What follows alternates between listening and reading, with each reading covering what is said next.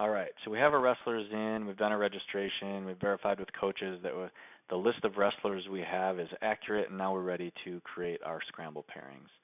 And what we want to do then is simply go to the bracketing menu and then scramble pairings. And what you see here now is so there are some settings at the top, some things that we'll cover, and then now you see this long list of wrestlers. And they're all red right now, just saying that they're freed up, they're not, there's no matches created, and that's exactly kind of what we want to see right from the start. So this tells me when I come here that there's no matches.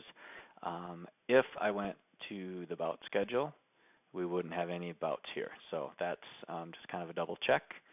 So back bracketing and scramble pairings. Let's start at the top with some of these different parameters that we can set. Divisions, pretty simple. Do I want to use all the divisions, or do I just want to pair up the 6th, 7th, or 8th graders, which are the divisions in my case? In most cases, you're going to leave this at all divisions. The weight tolerance, this is also up to you. So you can decide, based on this actual weight, what your tolerance is going to be. It's defaulted to 10. I would think that we would estimate that most are going to set that at 10, but that is completely up to you. Just bear in mind that 10% for this 60 or 70 pounder is much different than it is for the larger kids. So do use some common sense, or better yet, just know your wrestlers, take a look and make sure that when you get these created that they all look good to you. But again, you can adjust that. The division tolerance, you can adjust this as well. So on the division tolerance, what that really says is that by default, I have a division tolerance of 1. And that means in my case that our 6th graders could wrestle 7th graders, but couldn't go more than one division away, so we wouldn't have the 6th graders wrestling 7th graders. I'm sorry, 8th graders. The same is true with the 8th graders. They wouldn't be able to wrestle the 6th graders, but because the 7th graders are kind of sandwiched right in the middle, they could wrestle 1 up or 1 down. So a division tolerance of 1, in my case, because I have 6th, 7th, and 8th, would mean really that 6th and 8th graders wouldn't wrestle each other. So I'm actually going to set this division tolerance to 2, meaning I'm okay with 6th graders wrestling 8th graders. The next one is the skill tolerance. So in the skill tolerance, in my example, we have beginner, average, good, and excellent. So those are our 4.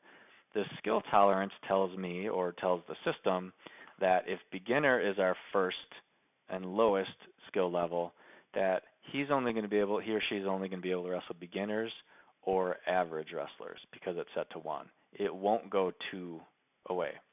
If I set this to 2, of course, then that beginner could get an average or a good wrestler. So again, these are all up to you. If you're looking at getting competitive matches, probably 1 is a good place to start. Again, completely up to you if you want to make that change. But for our sake, I'm going to put division tolerance of 2. We're not going to worry about what grade they're in. We're going to let them wrestle older, younger kids. But we're kind of fine-tuning that by saying that we want kids with similar abilities, similar skill levels. So I put that to 1. The pairing tolerance, we'll get into this in just a little bit. It defaults to 1.5. The pairing tolerance really, each time these are created, you're going to see this value that is kind of a strength of pairing value. And we want that as close to 0 as we can get. A 0 actually with exclamation mark would mean it's a kind of a perfect pairing.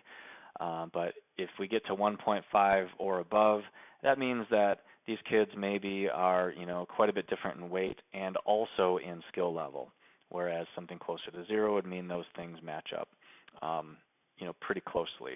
I'll talk a little bit more about that.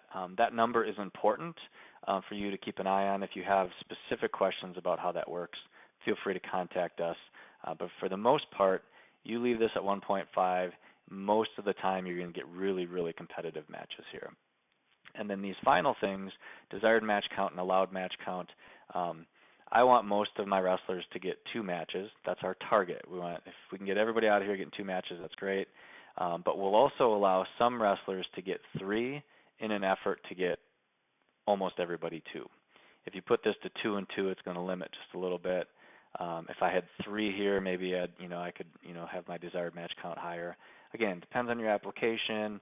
when are you wrestling, how many teams, that sort of thing. For our sake, and I think these are really good maybe defaults to go with, desired match count of 2, allowed is 3. And then if I don't select a team, it's going to default to all teams, even though you don't see that highlighted.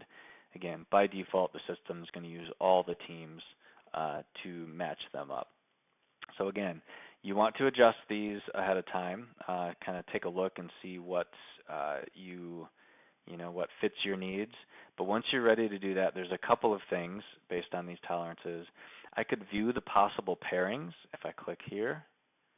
And this is going to, it's not creating anything for me, and I could do some of these by hand, but it's really going to show me, based on my parameters that I've set, what are the possible pairings. You'll notice this Aiden has all kinds of possible pairings. There's a ton of kids here who would be good matches based on this. Here's that number that I referenced. This is that vet pairing value. Closer to 0 is close, is really, really good. At some point, maybe we'll see a 0 in here if we can get to 1. We'll try and find one as we go through here later. But again, anything under 1 is really good. Anything even 1 to 1.5 is still a really competitive match. But keep an eye on those. Again, if you have specific questions, feel free to let us know. And this is mainly just to show us which wrestlers may not have anybody that they would get matched up with. And so let's use Matthew here as an example. He's in red. This is showing me that Matthew, the system didn't pair him up with anybody. And if I scroll down, and it's sorted by Matthew's a 6th grader and he's 63 pounds.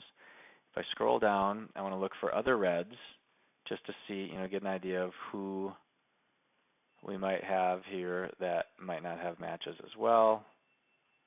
And you'll notice that here's a 7th grader, Gemini, who's 61 pounds. You might wonder why Gemini and Matthew aren't matched up. They're pretty close in weight. They're only 1 grade apart.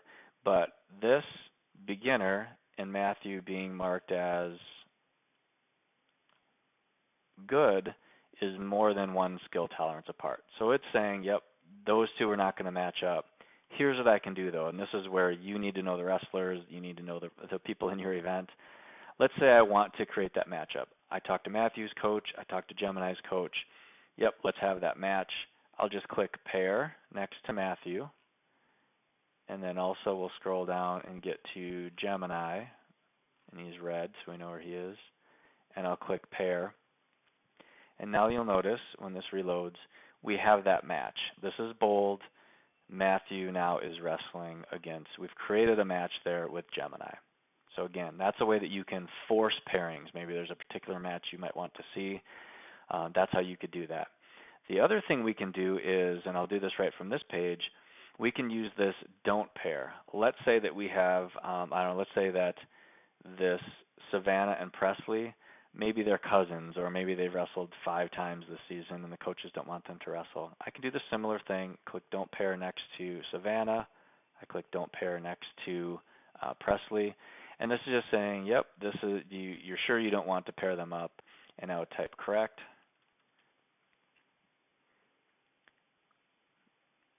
And then those 2 won't get paired, and you'll notice that there's a note here. So as I go and create these pairings, or let the system create the pairings, it won't pair those two up.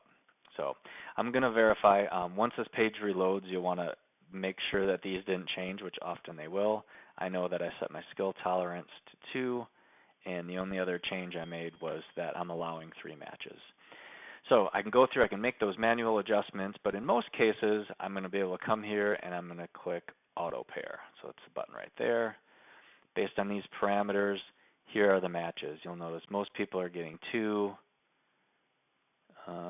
Here's one with 3, a couple with 3 kind of in the middle, trying to get those other kids too. Shows you who the wrestlers are, what their weights were in division, or their division, and so forth. And if these all look good, then all I need to do, they're all highlighted. I should say they're all check marked. I could check on or off these if I wanted to, but I'm just going to create selected matches. And then the system is going to go through, and there are those matches. You'll notice they're all bold now. And then now I have all my matches created. If I go to operating and bout schedule, you'll notice all of these matches are created. And I've done that pretty quickly and have done it really effectively. So that's how you create scramble pairings. The next steps of the scramble pairing event process will be coming down your to-do list, so watch for those.